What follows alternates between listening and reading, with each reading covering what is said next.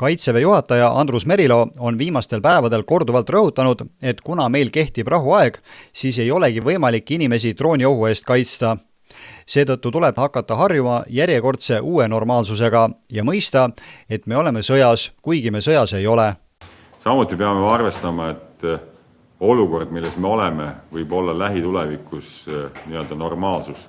Kõige suurem mure on see, et me oleme ikkagi sügavas rahuajas, seega ei saa võrrelda õhukaitset sõja kontekstis, rahuaja kontekstis. Me peame laveerima ikka erinevates regulatsioonides ja relvasüsteemide kasutamisel on ka omad teatud piirangud, kaasa arvatud see, et me peame tagama igal ajahetkel inimeste ohutuse. Kõige tähtsam on ikkagi vaja muuta ka seda mõttemaailma, et me peame ikkagi aksepteerima fakti, et klassikaline rahuaeg on läbi ja sellisel, nagu ta oli enne täiemahulist Ukraina sõja algust, ta enam ei naase.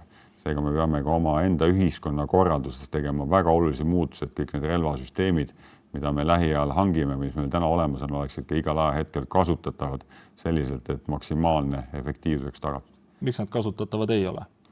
Väga lihtsal põhjuselt. Me täna oleme endiselt ikkagi sügavas rahuajas ja Kaitsevägi on disainitud ikkagi sõja ülesande täitmiseks, mis on tänases seadusandluses veel seotud sõjaseisukorraga laiemalt, et me peame muutma, meeldib või meeldi, me peame tavapärase rahuaja ümber sõnastama ja ütlema, et see meie uus igapäevategevus ongi pigem kombinatsioon kõrgendatud kaitsevalmidusest ja võib-olla mõnest elemendist, mis on sõjaolukorras tavapärane.